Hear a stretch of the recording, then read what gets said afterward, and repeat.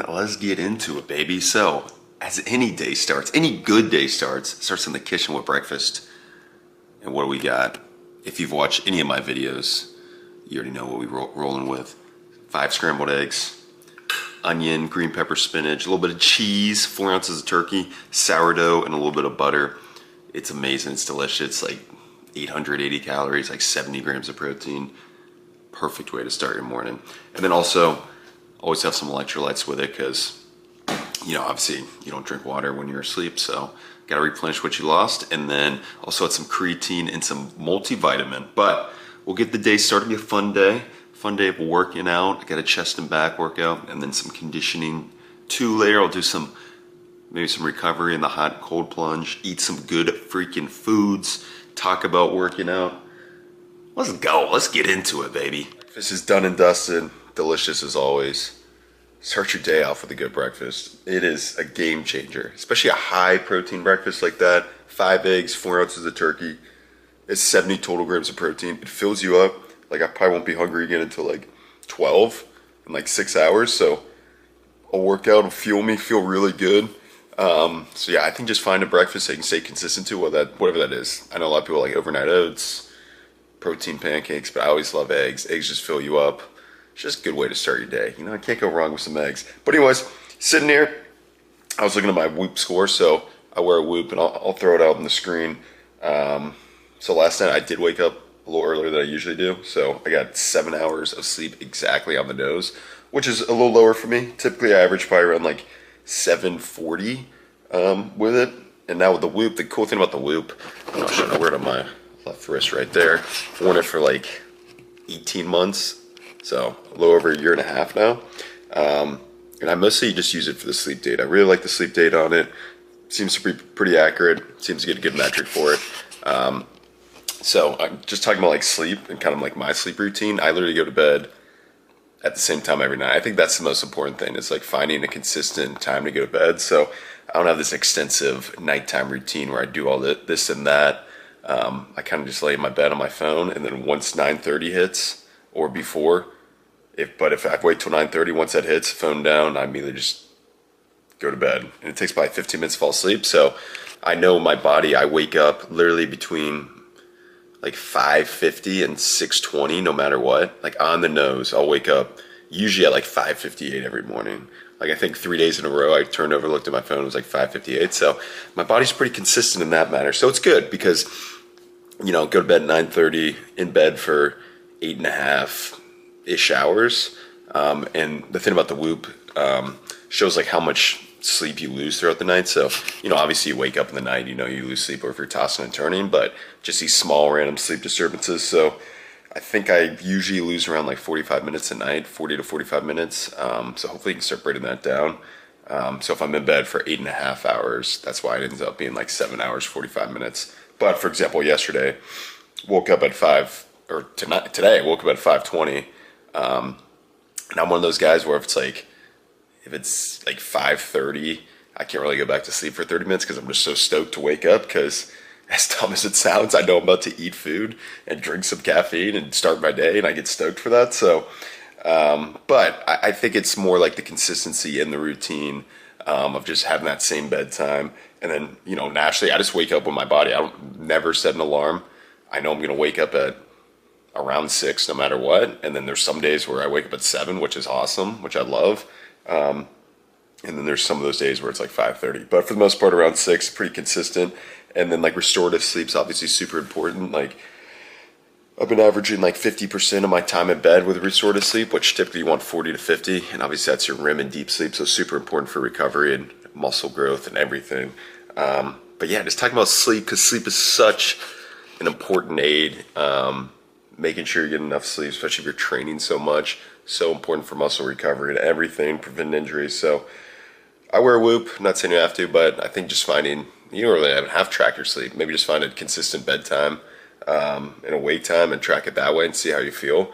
But yeah, sleep is freaking key. Food and sleep, that is going to be your recovery modalities. That is how you get big and strong. That is how you recover day in and day out. All right, what's up? We are at the gym now. I actually just brought a mic, so hopefully the audio is better, but I have to charge it. So it's connected, but it's dead. So I gotta, but the audio will improve. So that's one big thing. I'm excited for that. But essentially getting into the workout, sipping on that rain, baby, per usual, getting some caffeine. We're doing like a chest and back focus session today. So I'm gonna start with chin-ups as my main. So this is my second chest and back of the week. First one I did, in kind of my format, I'll do like a main push, a main pull, and I'll do a push-pull superset, push-pull superset, or chest-back supersets. Tuesday was more of a chest focus, and I just say chest focus. I'm still doing 3 back, 3 chest. It's just I start with a chest, so today I'll start with the back. So my main back today will be my chin-ups, start there, and then I'll get to a barbell incline press, and then I'll do a superset of dips in T-bar chest quarter rows, and then probably some sort of fly variation, a seated row, and then finish with some upper back work. Friday, so nice weedy upper body session. Super stoked for it. Also sweet news, so as you see, wearing it right here. GYMREAPERS, working with GYMREAPERS now, so awesome quality stuff. I've been wearing their belt forever. Super high quality stuff, so the belt, if you ever watch me lift, I wear those in every video. Their clothing is awesome. Super breathable, super light, tight, looks good when you lift in. So I'm working with them now, so can you check out the website, like any lifting gear, anything, clothing, super high quality stuff. So you can use code Dylan and save 10% off. But yeah, we'll get into this session. Hopefully I'll charge the mic as I warm up and maybe it'll be useful, but if not, I'll just do a voiceover. But we'll get into it and let's freaking ride, baby. So I started the workout with chin-ups, kind of the rep scheme what I did that day. I worked up to a heavy single, so I ended up doing 125 pounds plus my body weight. Didn't end up recording that one, but then after that, I took 90% of that and did 2 sets of 3. That was the first set there with about 90 pounds. And then I finished with 3 sets of 6 with about 80%, which was about 75 pounds. So really like this method, kind of building up to a heavy single, seeing what my max was for the day. It was a little lower than my all-time single, so it was a little fatiguing. But then it kind of really auto-regulates those triples and 6s after that with those back off sets, kind of based on how you're feeling. So I kind of like that method. I think I'm gonna start implementing more with my key lifts. Really, you get practice with those heavy singles, and you also get to see kind of based how you're feeling. So start off with those chin-ups at 6 sets there, and then got into a barbell incline press as my main pushing movement. 4 sets of 6 here. Was playing around percentage-wise. So 30-degree incline, I was kind of looking at like usually what the standard is to your regular flat bench. And online, it's usually about 80% of your flat bench. However, mine's probably a little higher. It's probably like 85. So using 265 here, 4 sets of 6, kind of leaving towards the end was getting like right close to failure. But I've been benching twice a week, doing regular flat bench on the first day, and then playing around the barbell incline, which I never really consistently did barbell incline. Starting to like it a little more. Starting to get a feel for it, so it's good. And then got into the second chest and back superset. So I love this pad, this chest supported row pad, the Pritchard pad. Doing a little T-bar row here, 4 sets, 6 to 8 there, and then I paired that with a dip. Dips I did 135, so using about 80%. Now when you're using percentages for like your dips and chin-ups, make sure you factor your body weight in. So don't just put the total weight you added, add your body weight as well, because that will factor into like 60, 80, 70%, because if you just did the weight you added, the percentage will be much higher. So here did about 82.5%. Which is 135. My max is like 220 on dips. So did 4 sets there. Really like that pairing, that dips, trying to prioritize my dips more. I used to do them kind of as like the last movement, as like kind of a finisher, but kind of doing them as the first or second movement and really trying to overload them, similar to my chin-ups. And then finish here. And what I'm trying to do with these last 2 exercises is really just get a full range of motion. So doing a cable seated row, I'll grab a dumbbell to kind of increase that range of motion. And one big thing I'm really trying to do on this is really reaching forward on here. So reaching forward, letting the weight pull you, and then pulling right back to that chest. Instead of just kind of staying nice and upright, I kind of let the torso move with it, because you get a huge stretch in the lats at the bottom.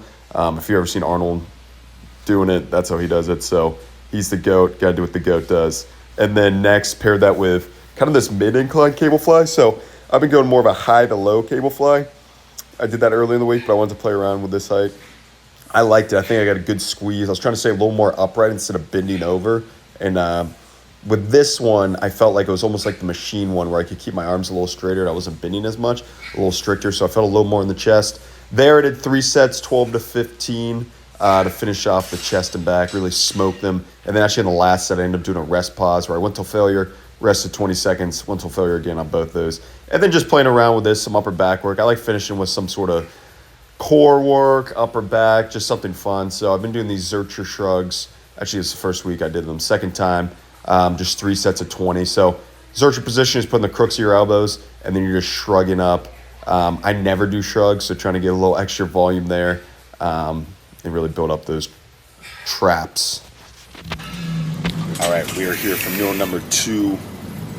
My favorite local spot. It's I think it's only local to Richmond. I don't know if there's, I don't know if it's a chain. I don't know if there's much around. Nah, I'm just kidding with you. I'm at Chipotle, baby. Got the usual right here. 2 scoops white rice, chicken, black beans, extra fajitas, corn, mild, medium. It's like 900 calories, like 50 grams protein, 18 fats, like 120 carbs, something like that. Got in my fitness pal, but I love Chipotle. I mean, Chipotle is my all-time go-to restaurant when I'm a crunch for food, so don't have time to go home, so, and it's delicious. I freaking love Chipotle. It's Friday. Let's fucking go. So, eat this up. Yeah, Chipotle is one of those restaurants where it's like, it's so easy to count the calories on it because they have that nutrition calculator online, so you get a general idea of how much you're getting, and they're pretty good with their scoops as far as like pretty accurate to, what they give you with their measuring going on. So, this will be meal number 2. All right, couple hours later, went back to the gym and did some conditioning intervals. So the Assault Fitness treadmill, these are awesome, these curved treadmills, because they're self-powered. So essentially it's like running outside. You can dictate your speed, and then you got all these metrics from it. So they're actually run on these more recently as opposed to just outside, because I can obviously see how many meters I'm going, and I can judge my time so I can incorporate those rest periods. So what I did on this workout, and I liked it a lot, so I kind of shortened the rest periods to what I typically do. I ended up doing 200 meters, 1 rep starting every 80 seconds for 5 reps. The reason I chose 80 seconds, because generally the 200 meters was taking under 40 seconds, so it's close to a 1-to-1 work to rest ratio. It also gives you a little motivation to run them a little faster. So ran those in like 36 to 38 seconds, 5 reps there, 2-minute rest. And then the second set I did 30 seconds on, or 150 meters, and then 60-second rest. Same thing, was getting like 28, 29 seconds just under that. So the goal is to beat 30 to make it a little longer than a 1-to-1. Did 7 reps there and then a 2-minute rest. And then here's the last couple reps. I did 100 meters, starting 1 rep every 40 seconds. So essentially 20 seconds on, 20 seconds off. Last couple reps here, 10, so 22 total reps, a little over 3,200 meters. Super fun pairing. So I've traditionally always done my tempo intervals where it's like a 1 to 2 work to rest. So if I'm running 100, I'm usually going every minute, or if I'm running 200, every 3 minutes. So super fun to kind of shorten the rest periods. And it felt good because I was maintaining the outputs that I typically would get with a 1 to 2. Last couple reps here on the conditioning. You got to finish strong. Get your conditioning in. It sucks, but it's always so worthwhile at the end. You always feel so good conditioning. Try to do this 3 times a week. All right, just finished the conditioning. It was tough towards the end. I like it though, baby. 1 on, 1 off, 300, 200, 100s. Super good right there. Heart rate got up there. Good intervals, using the loop for it. But yeah, get your conditioning in. Super important. I just love doing intervals. I'm never gonna be a guy to do steady state 30 minutes. Hats off to you. You go run miles. I just love doing interval stuff. Whole time you're sitting there, it's like, just take it 1 rep at a time, You got, was that like 22 reps? How do you eat an elephant? 1 bite at a time, baby. That's what I always tell myself. That's a cheesy quote, but it makes it so much easier when you do that. All right, just finished that run. Now it's recovery time, baby. I'm stoked for this. So we're gonna plunge and sauna right here. So we got a cold plunge sauna. I think I'm gonna go 15 to 20 minutes in the sauna and then 2 to 3 minutes in the cold plunge, 2 to 3 times through. Got to hydrate too. Got 2 scoops of electrolytes while I'm in there, but getting this recovery in. Super stoked for it. Doing after the run. We'll see how we feel after it, but this sauna and plunge is so dope. So we'll get into that. Let's go.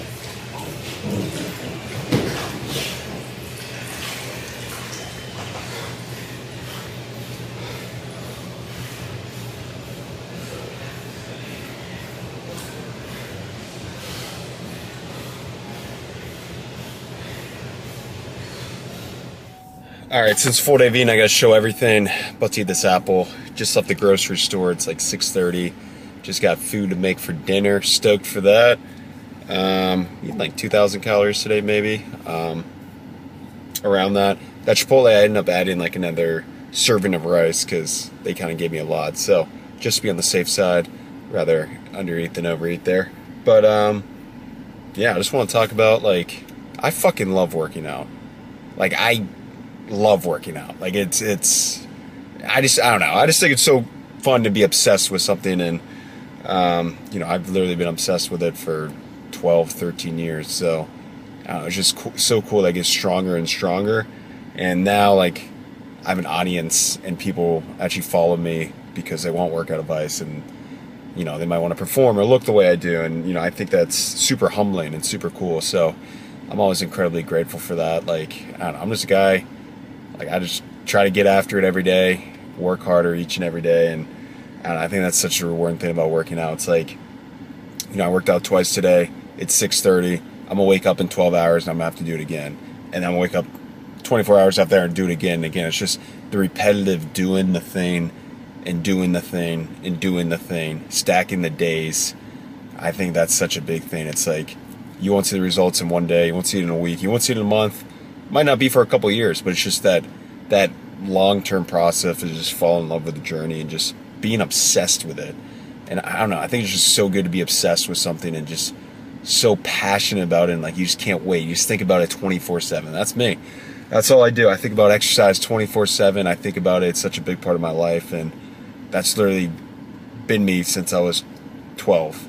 The only thing that's changed is I just started recording myself, and super proud I did, super glad I do, because, you know, I have people that actually spend the time to watch my videos, which is dope. So yeah, I mean, if you're someone like me, if you love working out, just keep getting after it. Just keep grinding day in and day out, because, I mean, it is so rewarding. Like, you can look back on that years from now. Like, you can look back on a hard workout you did, or, you know, a span of weeks or months, and just be so proud of it. And it's just, I don't know, so many good memories I've gotten just from being able to work out. And I'm so fortunate too. And now my new mindset, and I really try to live by it, is I try to say I get to, instead of, you know, I have to work out. Obviously there's days I don't want to work out, like anyone. There's days it's hard to get in, but, you know, always just have that mindset, like, you get to, like, you really don't have to, like, you don't have to do anything in life, really. You can just skate by, but you get to. And it's so cool because it's something that it's all you. No one can take that away from you. You bust your ass, you get the results, you eat, you sleep, you do it again, and it's just the coolest thing in the world, because it just shows the resilience you have and, like, who you are as a person. I don't know. I think exercise is the coolest thing. I think shaping your body, because that's literally you. That's your body. Like, I don't know. It's just the coolest thing in the world to me. So, I don't know. Maybe you think the same way as me. Maybe you have no idea what I'm saying, but I don't know. It's just cool to finally talk to an audience on YouTube. I've always wanted to do this. So, I know I say that literally in every video. Like, oh, I've always wanted to make. Literally, I have. Like, I've been watching YouTube, like, religiously since I started lifting, and, like, people that you know, I follow, like Steve Cook was like the first guy I watched. He actually followed me on Instagram out of the blue, and it was like the coolest thing ever, because it was like, that's someone I inspire to be. So who knows? If I could be if I could be that to someone one day, you know, it's a life well lived. So, you know, just gonna leave it there. I'll eat my apple, catch up with you at the next meal. But yeah, let's freaking get after it. Meal number 3 here. We got 3 tortillas. It's like 12 ounces of this pole asada, probably butchered that, chicken, marinated from Whole Foods, and then got 1 full green pepper, 1 full orange pepper, 1 full onion. I am stoked to eat this. Bunch of protein, bunch of veggie. It's gonna be delicious. But I'll catch up with you after this. Wrapping the video up here, last meal of the day. We got 2 scoops, Transparent Labs, oatmeal chocolate chip cookie, with about like 12 ounces of skim milk. Delicious.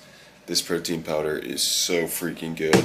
It's an interesting flavor, but it's so good with the milk. So got that right there. Finish up the day. Another like 60 grams of protein. So end of the day macros, it was like 3,200 calories, like 80 grams of fat, 350 carb, and like 250 grams of protein. So good day of eating.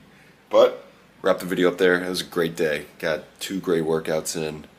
Annihilated my chest and back. Was awesome. Got some running intervals. Got some recovery in. Ate some good food. That is a good day for me. That is a life well lived, you know. So super fortunate for that. Yeah. If you guys are interested, online coaching, got some links in the description there, some set programs and such. But otherwise, thank you for watching. If you made it this part of the video, got any comments, let me know. Happy to answer anything. Follow me on Instagram at Shin Performance. And let's keep doing the thing, baby. I'll see you in the next one.